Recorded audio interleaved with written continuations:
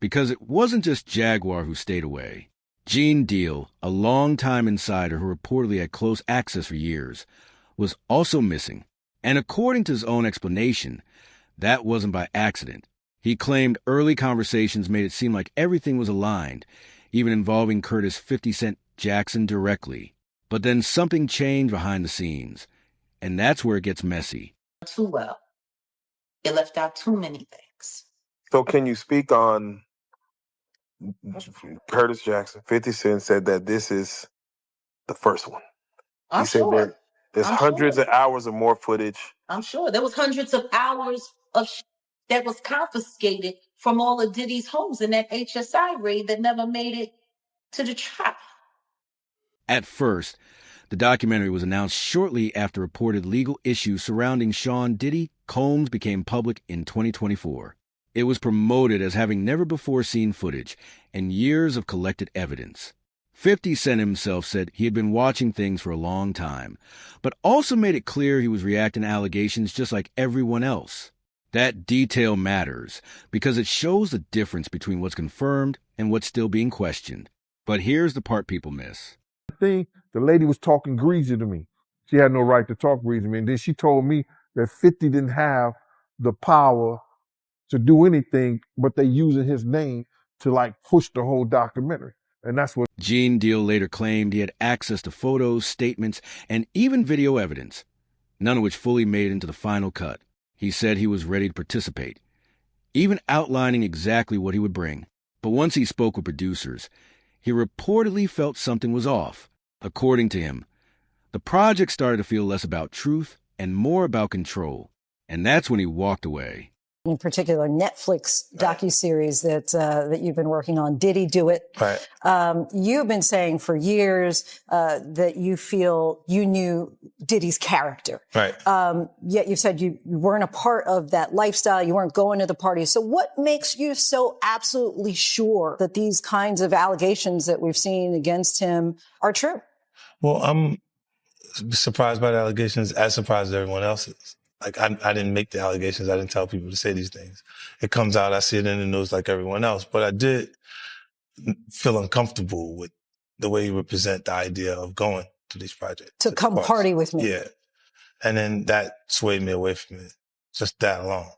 So you didn't realize as much stuff was coming. Like, when I seen today, it was allegations of 3 men that said he drugged them. And it's a long time, to be honest with you. Like, when people don't remember being violated. Now here's where the narrative splits. On one side, there are claims that 50 Cent genuinely wanted people to tell their stories without being paid, to keep things authentic. On the other side, Gene suggested the production team may have been using names and images to promote something they didn't plan to fully deliver. Both versions exist, and neither has been fully proven. But that tension raises a bigger question. Who was really in charge? You wasn't in it, man. Well, first and foremost, I thought I was going to be in the documentary at first until I started talking to that director. I think her name is Stapleton. I don't know her name. I don't know, man. Me and 50 talked like 45 minutes. The producers had been calling me and everything. So this one night, 50 called me up and, they got him on the phone, man. He was just talking. We was talking about old time down with Black Hands, sit down with, with Puff Kids, the whole Puff situation, and this documentary that he's going to be doing. You know what I'm saying? So I told him that I was going to, have Kirk and Tim. Kirk would be the one who talk about the business part of it. Tim would be the one who talk about the growing up phase with Diddy and everything and over there working in the record industry with him and stuff like that. They was like family.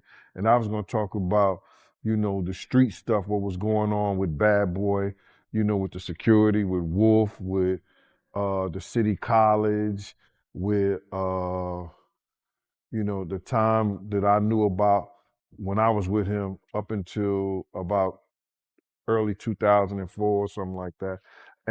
But basically the streets and then the traveling with him and the atmosphere and everything, and then go back into the Notorious Big stuff with the Tupac and the whole 9 years, all the stuff that I knew. You know what I'm saying? So we was talking, and he sounded like, yo, listen here, they gonna spare no expense with this whole documentary. Jaguar Wright pushed that question even further. She claimed the documentary avoided mentioning other powerful figures entirely. According to her, if the full story were told, it wouldn't focus on just one person. It would involve an entire system. It's important to note these are allegations and opinions, not confirmed facts. Still, the idea that key names were missing has made many viewers skeptical. And that's where things take a darker turn. Calling me like I was lying. I was like, yo, who do you think you talking to? You know what I'm saying? And she was talking about, there's no way nobody paid. Nobody what? I say, first of all you people come with these documentaries and stuff. The first thing you tell me, y'all tell these people out here that y'all don't pay, and y'all pay. You give, if you can make a picture look like $10,000-$15,000, you know what I'm saying? You can sit here and tell me that you're gonna pay me for my time sitting right down here with y'all. You understand? So then, one thing led to another, and I was like, yo, all right, well then, F you, I spoke to 50, and then she said 50, and this is exact words that came out her mouth. 50 does not determine what goes in and go out of this documentary. And he definitely don't pay. He determine what somebody get paid. It's not his documentary like that. I was like, oh, so if it's not his documentary and I spoke to him like that, I don't need to be doing nothing with you, because I'm doing this on the strength of him. But you gonna pay me if I do it. So it went back and forth, you know what I'm saying, for a little bit, and then they had Kirk Burrows giving me calls and everything like that. What are you calling me for? You know what I'm saying? I'm not. Get out of here. I know what kind of dude you is anyway. Me and you cool and everything, Kirk, but don't call me about no business with this stuff like that. And then what I found out is that he was making a deal, cutting a deal for himself. Because the narrative many people saw was simple, Sean Diddy Combs as a central figure. But critics argue that framing could be incomplete. Some have questioned whether one individual could allegedly operate at that level for so long without others knowing. Again, these are claims that remain unproven in court. But the question itself keeps coming up, and it's not going away. Where he revealed that he still got unreleased footage. I seen an interview about, he said that he had, a lot of footage had to be down, the documentary had to be downsized. You understand? I don't really believe that, because a documentary is the documentary. And they could have had 45 minutes, they could have had an hour, to each one of those. You understand? They left out certain things. He said they even left out the one about Sarah Chapman. You understand? And for whatever reason, he probably left out a lot of other different stars too. Situations that they could have spoke about. You understand? I have a problem with the documentary, and I'm just gonna let you know that the reason I have a problem with the documentary is that they know that they took my idea. You understand? They know that when I came to them, I laid out what they should do and how the documentary should be. You understand? She can say whatever she want to say. I talked to those producers before I even talked to her. They wanted to know what I had, what I was bringing, my pictures, all that stuff like that. And I told them about me. Then there's the issue of missing footage. Reports and interviews suggest there may be hours of material that never made it into the documentary. Some sources claim the project was downsized, while others doubt that explanation entirely. If that footage exists, it could change everything, or it could confirm what's already known. But right now, no one outside the production truly knows. What he was doing was, he wasn't budging. I give him credit for that. You know what I'm saying? Like, hey man, it wasn't even about the money. It was basically a response from his team, basically like, listen, we doing this on the strength of, we want people to get their story out. We want people who really was affected by him to tell their story. We don't want to base this on money. If we base this on money, then you kind of sell it down, what. So a lot of people, when you see them telling their stories on that DVD, that's why I give the authentication of it is so he made sure that you was only here to, if you want to tell it, tell it. I ain't trying to put nothing in your pocket. I ain't trying to incite you or coerce you to tell nothing against this man that didn't happen. If you gonna tell it, tell it. If you got something to say and you really want the world to hear it, say it. I'm not gonna pay you extra to do it. And I gave him respect for that. And basically, they were basically like, man, this not money motivated. You know, we're not moving numbers around. And just when it seemed like the story might slow down, it didn't. There are now reports of a second phase, possibly outside of major platforms, where more voices could finally speak. At the same time, a separate documentary from Diddy's family perspective is reportedly in development, which some viewers believe could present a completely different narrative. Two sides, two stories, and no clear resolution yet. I agree. Like, that's the thing. The story's not even being told. Because in order to tell the actual whole story, you would have to include everyone that is involved. But no, this is about saving the industry and blaming it all on Diddy. Saving the industry and blaming it all on Diddy. Okay, Diddy's going to jail. He's going to do his time. I don't know what that appeal is looking like right now. Because see, the one thing that all of this documentary shit is doing is definitely fucking up his possibility for an appeal to get out early. Especially with the judge and them and the appeal board having to look at the footage of him sitting there with Mark Agnifilo, pretty much working on how to fix the trial. And for him to be watching the feds watching him. Yeah, filming the feds. So now everything feels split. One side claims the truth is being hidden. The other suggests the story is already out there. And somewhere in the middle are the missing interviews, the unused footage, and the voices that never made it on screen. They needed to do in this documentary. The whole objective of this documentary was to blame it all on Diddy. The devil made me do it. Blame it all on Diddy. And the rest of the industry is nothing like this. Like when Curtis Jackson sat there in his interview with Robin and sat there and said, I did this because I don't want people thinking that the hip hop community is okay with this kind of behavior. I don't want them thinking that, we're just going to be silent while all of this is going on. Like, we're okay with this kind of behavior. And my thing is huh? So now you speaking for all of hip hop, and all of hip hop is uncomfortable with this. Meanwhile, you got people like Ja Rule who, on the low key, allegedly, Gene Deal has exposed for having his own nude tryst. Because it wasn't just Jaguar who stayed away. Gene Deal, a longtime insider who reportedly had close access for years, was also missing. And according to his own explanation, that wasn't by accident.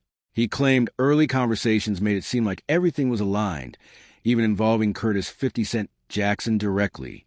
But then something changed behind the scenes, and that's where it gets messy. The truth comes out. 3 things happen. The entertainment industry collapses completely. Millions, possibly billions of advertising dollars don't get made. People go broke. Companies go under. That's why they hate me. Not because I'm telling the truth on people, because I'm telling the truth about the system. And I'm showing people the reality that the only thing that matters is that dollar. These entities, these companies, they don't care about none of these people. They don't care about none of these victims. They don't care about the perpetrators. They don't care about the prey. Shit, half the time, they're encouraging the predator. They don't care. It's all about the money. At first, the documentary was announced shortly after reported legal issues surrounding Sean Diddy. Combs became public in 2024. It was promoted as having never before seen footage and years of collected evidence. 50 Cent himself said he had been watching things for a long time, but also made it clear he was reacting to allegations just like everyone else. That detail matters because it shows the difference between what's confirmed and what's still being questioned. But here's the part people miss. Who's going to be doing the documentary December 2023 with Netflix? And the star footage that you use to get people to re-upload or resubscribe to Netflix to make this the #1 in their TV shows division for almost 2 weeks straight. Beating out Stranger Things. How much stranger is that? I'm not Becky. This footage didn't even exist when you said you were going to be doing this documentary. So we've got a videographer, a rogue videographer that has this very, very, very explosive, very explosive footage of him literally sitting on camera, planning how to go after survivors, how to poison the jury pool, how to fix his trial in advance before he's even arrested. I mean, like, is anybody not forgetting when Mark Garrett, when Mark Agnifilo was sitting there talking to the sons in the hallway, and they're sitting there filming, and he's sitting up there. Yeah, well, see, what we got to do is we got to go and we got to put countersuits on all of these people. We have to create lawsuits ourselves. He's sitting there talking about creating lawsuits to affect public perception. He's talking about. Gene Deal later claimed he had access to photos, statements, and even video evidence, none of which fully made it into the final cut.